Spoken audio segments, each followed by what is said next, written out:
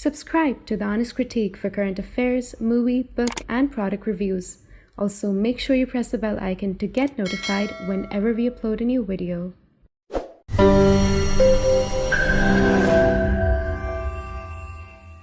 The views, information, or opinions expressed during the video series are solely those of the individuals and do not necessarily represent those of The Honest Critique and its employees. The following video contains strong language which may be offensive to some viewers. Viewer discretion advised. Hello and welcome to a very special episode we're recording today. I'm delighted to be joined by Leonard Grunstein, a retired attorney and banker, founded and served as the chairman of Metropolitan National Bank and then Israel Discount Bank of New York. He's the author of the book Because It's Just and Right, the untold backstory of the US recognition of Jerusalem and the capital of Israel and moving the US embassy to Jerusalem. So thank you so much, Leonard, for taking your time and speaking to us today. Thank you. I wanted to start with the title of your book, which I have over here with me, Because It's Just and Right. So what is one of the key element of the untold backstory behind the US recognition of Jerusalem as you believe has been most overlooked in public discourse? Well, I think, first of all, in terms of the title, John Kyle is an amazing man. He was then running for the Senate. He'd been a congressman from Arizona. That's where he met my co-author, who comes from Arizona. And he was asked a number of times, why is this important to you? Why do you want to make the recognition of Jerusalem as the capital of Israel one of your campaign issues, the first things you're going to do when you get into office? And the title comes from his own words. He said, because it's just and right. And it's a theme that has been repeated by others, including President Trump, who was the one who finally recognized it. But little is known about how that law was first passed.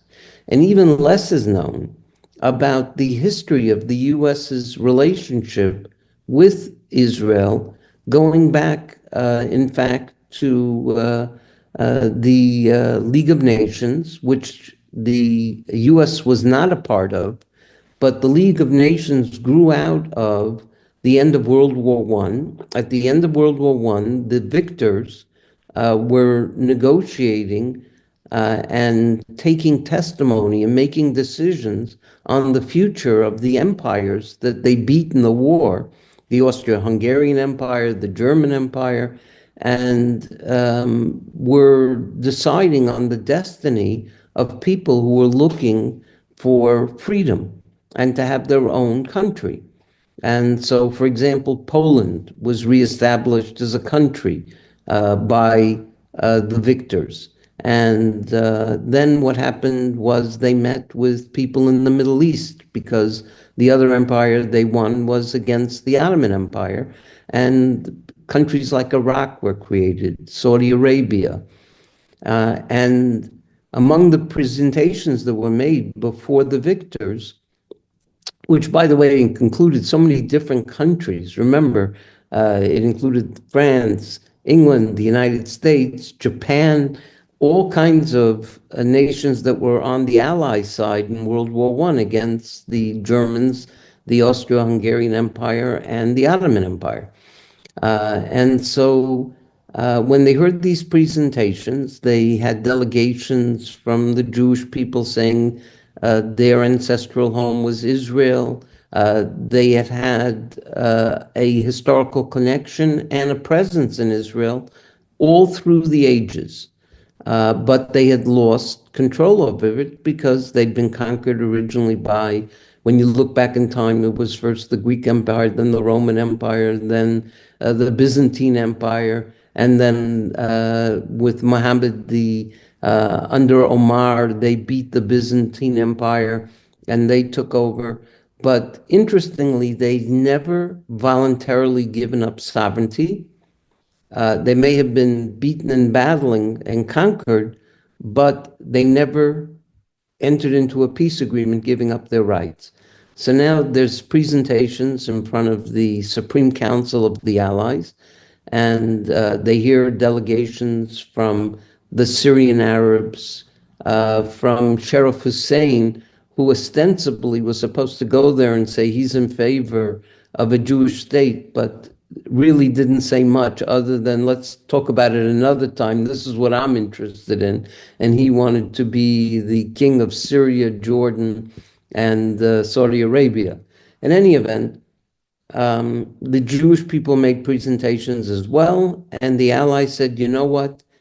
You're the ones who are entitled to it. And they passed a number of seminal resolutions at the time. And this is referred to as the San Remo Resolution. And that was eventually adopted by the League of Nations. But what almost nobody speaks about is Britain, which became the mandate, who got the mandate to recreate the Jewish state, including adopting a nationality law as required that said Jews from anywhere in the world who wanted to settle in Israel were entitled to citizenship there. By the way, defining Israel territorially is from the Jordan River to the Mediterranean Sea, which included, of course, Jerusalem. Britain wanted to be involved, wanted America to be involved. America wanted to be involved. And so they entered into the Anglo-American Convention. And that was signed, ratified by the Senate, and approved by the president. And it's dated ostensibly 1924, even though it was worked on through 23. Now, that law is the first recognition, in effect, of the Jewish right to Jerusalem. It's the entire land of Israel, including Jerusalem. But it's been forgotten by history.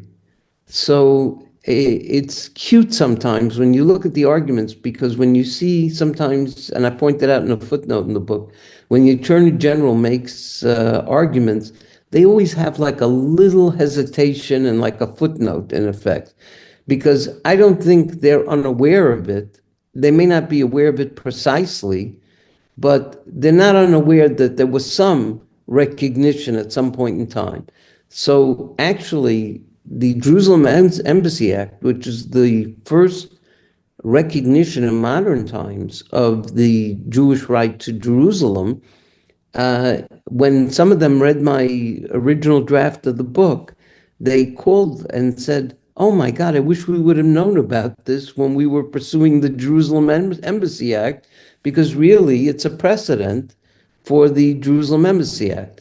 So a lot of our history sometimes is forgotten. As for example, at the towards right before World War II, when the British passed the White Paper, the Senate Foreign Relations Committee wrote a letter to the State Department saying, how could they pass a white paper? They're not allowed to do that without our consent. We have a treaty. And so those are examples that stand out, but rarely known. So I thought, let's not talk only about the Jerusalem Embassy Act, which in itself is a beautiful story of people who came together to do the right thing. Let's talk about the whole history and go back to the very beginning. So I started with the Bible. And to me, whether you believe in the Bible or not, and many do, some don't, it's still a very ancient document. In fact, it's the oldest written record of title, bar none.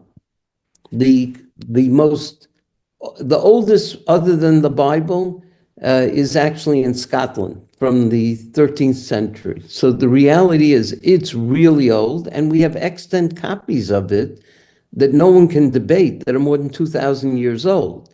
I mean, we date it back to Mount Sinai, but reality is they're actual copies that have been around for a long time. And when you read it like an old-fashioned title lawyer like me, you see it reads just like a title record, because it actually has a survey description, and it talks about the boundaries, and it talks about Abram walking the boundaries, and similarly Isaac and Jacob, and it gives an entire history that shows how title was passed down, interestingly, by inheritance. And the language in Hebrew is that precise. It's called nachala, which means inheritance. It's called achuza, another word for inheritance.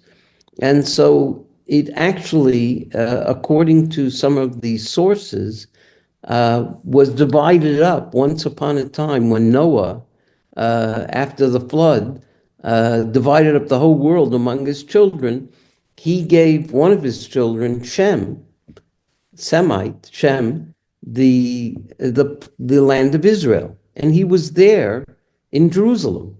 He was called Malki Tzedek, king of Shalem, Jerusalem. And so he was the one who had title originally, and it passed to his descendants. Abraham was one of his descendants. And so it goes child to child all the way to modern times. So it's a very good title report, and it's fascinating that through history there have been challenges. For example, when Alexander conquered the Middle East and threatened India once upon a time because he was some conqueror, he held court in Egypt, in what became Alexandria. And he's listening to claims being made. So, for example, a tribe of ancient Canaanites came in, and those were the guys who made peace and left. And they came back and they said, hey, how come they're entitled to that land? It's our land. We want it back. So I call him the old country lawyer. Gevia told the Jewish establishment in Israel at the time, the Sanhedrin, hey, if you guys go and you lose, that's not going to be good. He goes, send me. I'll make the arguments. And if Gevia doesn't win, you could always say, Gevia, what does he know? We want to make. So it'll be like you'll have a second bite at the apple, God forbid. But you know what? I know how to make these arguments, and I'm going to go. So he goes in front of Alexander the Great, and he answers their claims. Now, it's fascinating. If you look at the description of what Canaan received, Canaan was a child of Ham, one of the other children of Noah. It says they got the approaches to Sodom and Gomorrah, the approaches to Gaza, and from Sidon. So it actually excludes all of Israel. It's right there in black and white. So Gebiah made the arguments. He goes, what are you relying on? They go, the Bible. He goes, the Bible? The Bible says you don't get it. Now, it does say, interestingly, when Abraham came to Israel, the Canaanim Uz were then in the land. So that's interpreted to mean, yeah, then. They were trying to steal it, even then. So it's amazing. All of these things are amazing. And then they bring you to the time of San Remo, and you can better understand how the world looked at it, because legally, historically, factually, the Jews were always there, and they were entitled to it. And the people who were making the arguments against it, like the Arabs from Syria, they were the newcomers. They were, in effect, the invaders, and the Jews were the original inhabitants. So they said they had to acknowledge the connection of the Jewish people to the land, and they said they're entitled to have a country there, which was the first time in modern history they said country. And now bring it full circle to 1995, when the Jerusalem Embassy Act was passed. They knew these things. They recognized all of these things, and they said, no, this is just and right to say Jerusalem belongs to the Jewish people. And the way you explained it, it's fascinating, but also at the same time, it wasn't that simple, because in Jerusalem Embassy Act of 1995, though it passed with strong bipartisan support, the move took over 2 decades. So, what were the main factors behind the extended delay, according to you? Okay, so we have the Clinton administration.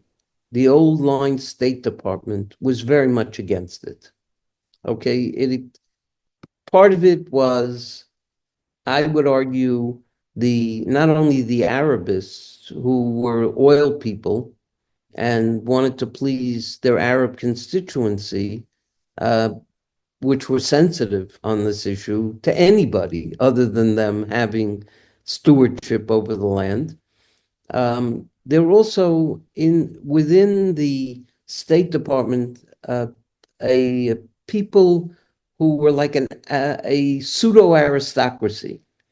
The United States doesn't have royalty, but there's still people who view themselves as entrenched, aristocratic-like people, and they peopled the State Department. And so their view was, and I bring it up because of the Byzantines who were the original ones as part of the Roman Empire to adopt Christianity in a certain form. Not like everyone. Christianity has a lot of different sects. And so, for example, at the Council of Nicaea, which was a seminal event, you had the Arians who subscribed to Bishop Arius's point of view, but the Byzantines didn't want any dissent. They didn't want anybody to challenge their authority. So they had I call it a political theology. And their political theology was what was called supersessionism, which is they are chosen, they replace the Jewish people as the chosen people, therefore they are invincible. And therefore no one should challenge them. So any dissent, including, by the way, the Roman Catholic Church to a certain extent, was suppressed a little bit during the Byzantine period because they viewed the Rome view, for example, on iconography, they like pictures of things, and the original Roman Catholics in Rome didn't like that so much. And so they suppressed them as well. They eventually came to accommodations. But for example, the Coptic Christians in Egypt were really suppressed, and their supersessionist view was troublesome, especially during the early period of Muhammad, because they viewed themselves as invincible and no one should challenge them. And here was Muhammad and his followers who were challenging their authority. And under Omar was a brilliant man. He was a cosmopolitan individual. He knew a lot of what was going on because he lived under the Byzantines first. And after that, he came to Muhammad and converted to be a Muslim. And so his view of life was that, you know what, this kind of suppression that's going on and that you are the big shot and you're invincible, I don't buy it. He goes, I think that we can come and conquer you. And he did. With lesser forces, he beat a much bigger force of Byzantines, and he eventually conquered Israel and Jerusalem. Now, at that time, the Byzantines did not allow Jews to live in Jerusalem. They could live elsewhere in Israel, but not in Jerusalem. And Omar had in his army, it was a very cosmopolitan army, he had many Jews, some who remained Jews, some who had converted to the Muslim religion. And one of them was a guy named Ka'b. And this is reported in Al-Tabari, a 9th century Muslim historian. And he says to Ka'b, come here. They're coming into Jerusalem. Ka'b, where's your place of the holy place? Where is it? So Ka'b says, okay, it's over here. So now they come to what's a garbage dump covered in excrement. It's awful. Okay, and think about what the Byzantines were doing. What they were saying is, we're the new religion, we're the new chosen people, you guys are out. Despite what it says in the Gospels and Romans and other places that God didn't forget the Jews, what does one have to do with the other? So they took the position, no, you're all rejected, we're the new big shots in town.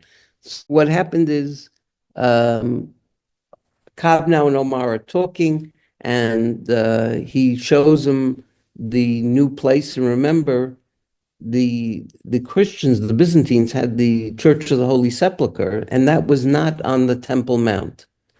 So now I'm going to go through, it's my own little pet theory. what Amar does is he says to Ka'b, okay, show me where your holy place was. So Ka'b, who had been a rabbi from Yemen before he converted, knew the Mishnah. And so he's going measuring things and looking at landmarks. And he finally says, here. So he goes, okay, Ka'b, start digging. I want to see it.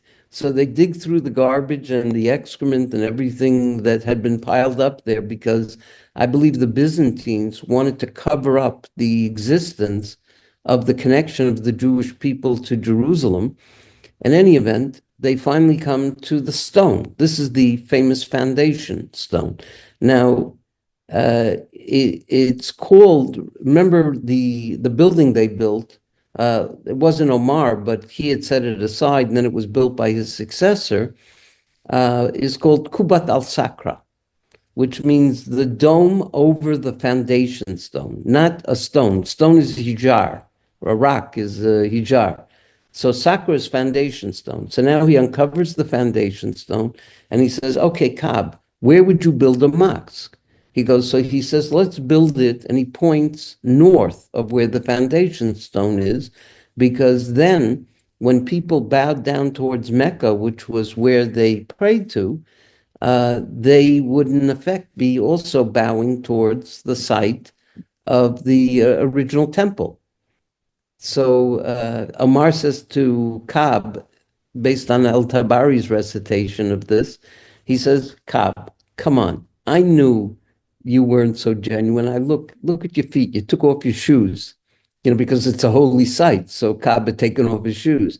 He goes, I know what you want. No, we don't pray to where the Jewish people pray to. We pray to Mecca. So I'm going to build it on south of this site. So now the question people ask is, why did he then he built a temporary mosque on the southern part of the extension of the Temple Mount that originally built by Herod. This is where there had been a little monastery, like a hospital, and that became where he put the Alaska Mosque.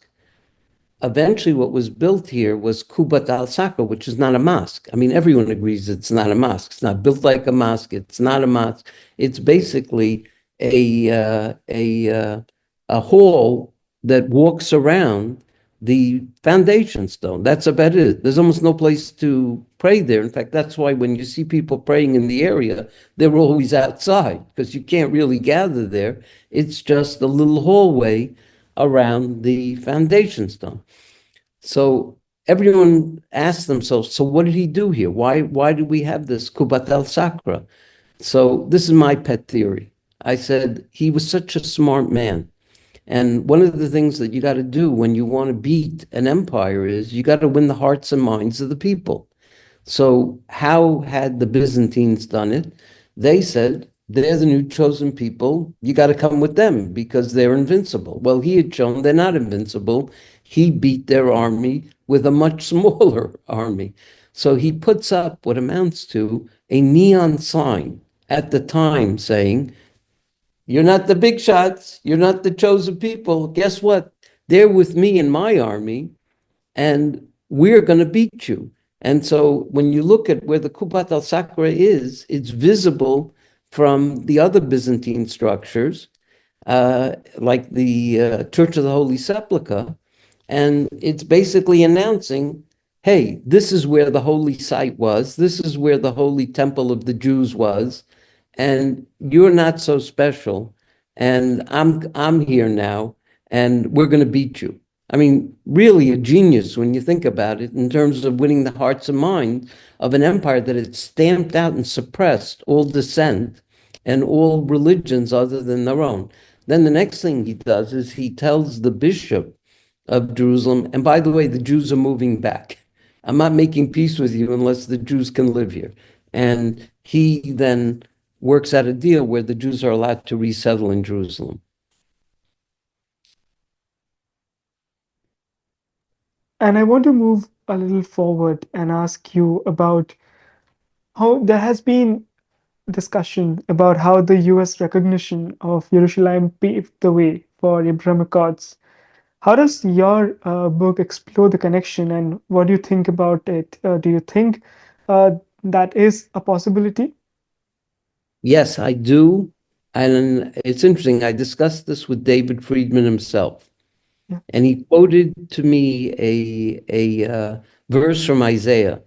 Everyone talks about Isaiah's verse about they'll beat their swords into plowshares. He goes, but go up a few sentences. It says, peace will emanate from Jerusalem. So my own view is if America is loyal to its allies and friends and demonstrates that tangibly, that increases the prospects for peace. Because then America is a worthwhile ally to have and a worthwhile friend to have. If America doesn't support its allies and friends, then what do I need them for? And so what happened was when America finally recognized Jerusalem, everyone in the area said, oh, this is worthwhile, you know? This is meaningful to have America as a friend and ally. Okay, I'm in. Now, if America says they can recognize Jerusalem, look, I've been doing business for years because business knows no boundaries, but I've been doing it in the shadows. Now I'm going to validate it also. And as a result, I'll have America as a friend too, and we'll be able to do even more business together. And so peace emanated from that tangible action of America finally recognizing Jerusalem. Because truthfully, to most of the world, it's a mystery why America didn't do it right away, because they're allies and friends. So that always left doubt, and also left doubt about the sincerity of what it means to be an ally and friend of America. All the doubts were put to rest. It made sense to be a friend of America. And the result was everyone came out of the closet, in effect, and said, now let's really do business together.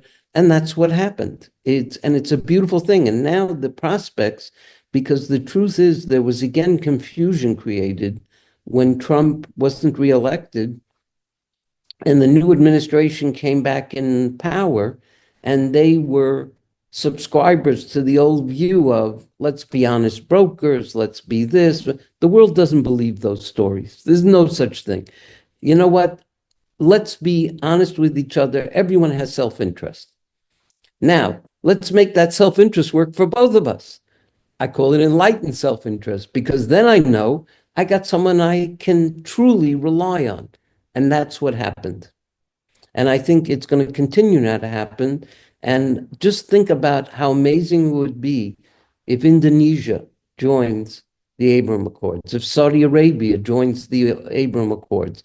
It will cement the world into relationships that are so important. And there's an expression that we have, it's a Talmudic expression. It says, the three-strand knot is not easily broken. So you might be able to cut one string, you might be able to cut two strings, but you roll three strings together and make a knot, very hard to undo that knot. That's the Abraham Accords. And the more bonds that you can establish, the stronger the bond is. And interestingly, like for every American Jew, it was a proud moment, and of course, it was an emotional moment. Uh, I want to ask you, like, it was not only a deeply symbolic, but I'm sure it might have been a very emotional moment for you. So, was there a particular moment or conversation you encountered, or a story you want to share that encapsulates the historic weight of the day? It was a very emotional moment. I wasn't there in person. Farley was. I saw it like so many people online. There was not a dry eye. It was tears of joy. And I remember going around and saying, we've got to write letters and thank the administration. And I went to all the kids. I went from school to school. because I go back many years with Donald Trump in business, always on the other side, and I knew he loved kids, and that to him, if he got a letter from a kid, he would treasure it as much and maybe even more than from the adults, because he knew there was no artifice, there was no agenda. It was just heartfelt thanks. So I went to all the schools and said, everyone, go write a thank you letter because we should thank the government for doing this. So just write a note. And I remember sitting down with my own grandchildren. I took them out for coffee and I said, maybe you should think, I mean, you were very happy this happened. Oh, yes. Well, how about writing a thank you note? And so they were sitting there writing a note and they showed it to me. And they were such beautiful, heartfelt notes. And one of them was very cute. He was in a neighborhood where there was a little bit of a gang problem also on the West Coast. So in the note, he said, and by the way, Mr. President, I want to thank you, but can you do something about the gang problem also?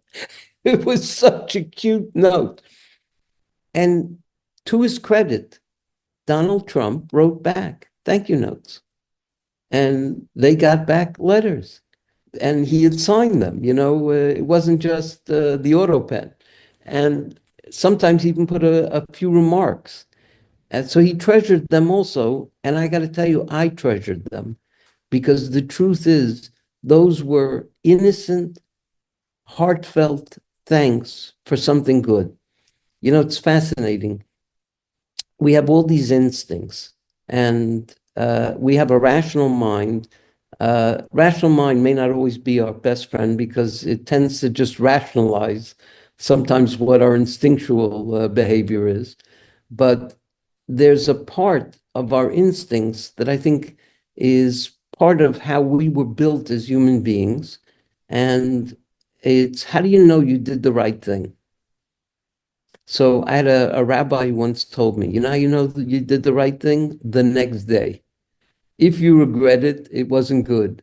If you think you did the right thing, then you probably did the right thing.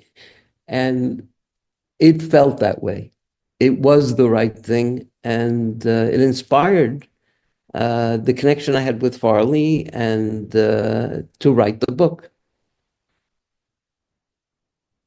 So I have a last question to ask you. And while we're talking about the happy moments, I want to bring a little bit about what's happening in America, especially it has been in news for the rise of anti-Semitism, including a lot of people denying the Jewish ties to Jerusalem. Uh, what message do you think your book might have for these people? And also, the recent Trump administration anti-Semitism task force investigating Harvard University over allegations of mishandling anti-Semitic incidents on campus and cutting down Columbia University's funding. Do you think it's a positive step in the right direction? It's been taken, especially since the last administration didn't do much to address the growing anti-Semitism. Yes, because we have a very strong law in the United States that came out of 9/11, and a lot of what's happening on the campuses is no different from what happened on 9/11. This is not just anti-Semitism, it's anti-America, it's anti-Western culture, it's from some of the same forces that resulted in 9/11. Iran, for example, the Iranian regime, the Iranian people are wonderful people. The Iranian regime is not. And the Iranian regime did some really bad things in connection with 9/11, including the plan to bomb the World Trade Center was actually developed by the IRGC. And they also helped the people who did 9/11 get clean so that they weren't so traceable. And so this block of Muslim Brotherhood, they have all kinds of names. You know what? The names are meaningless. There are a group of people that have a political theology, not an ordinary Muslim individual, because an ordinary Muslim individual and a Christian and a Jew and a Buddhist, they all have the same traditions of being good and doing good. But they're being misused by people who have an agenda, a political agenda. And those people have a lot of money. And whether it was the Saudis, the Qataris, their Hamas, all their proxies. I mean, these are all guys who, by the way, were originally trained by the KGB in the former Soviet Union, who also were nihilists. They wanted to undermine what exists, destroy it, and their view was they'll come out on top. They don't know what they're going to really do or what they're going to do different, but they want to be on top. Okay, we have developed all of these countries and institutions that do so much good in the world. The world today is so much better than it was hundreds of years ago. And people have so many more rights. You know, the middle class today is a gigantic part of the population, as opposed to what it used to be when it was basically rich and almost everyone else was poor. So all of these good trends have to be reinforced, and we have to wake up to the threats of people who are trying to undermine the society. And so this threat, which comes primarily from the Iranian regime, from the Muslim Brotherhood, whatever names they may use, is a real one. And we've got to be cognizant of it. And it's happening in India also from their border regions, where there are also people with an agenda that want to cause a lot of harm. And so we've got to be mindful of the threats. We can't ignore them. And we've got to deal with them head on and not hide and not believe the jargon that they use, which is designed to hide their evil, frankly. And so that's what's going on in the United States right now. There's been an awakening. It shows in the election results.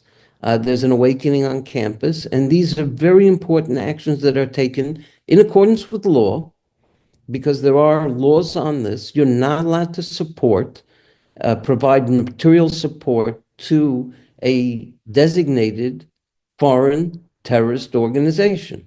And so it's very clear, the facts. Hamas has been coordinating, the IRGC has been coordinating, Hezbollah, the Muslim, all these organizations, they're all foreign terrorist organizations. And this is not, it's very interesting, the standard in the law as described by the Supreme Court in the Holder case. In that case, the court said there's a difference between entirely free speech and other types of speech that are advocacy, PR, that are providing material support to a terrorist organization. So I challenge some of the people when they read a script, is it entirely free speech, or are they getting paid? And is this a show that they're doing? So it's troublesome, these trends. We have to re-embrace our traditions and roots, which are so good. And we have to face these threats head on, and God willing, we'll come out of it stronger.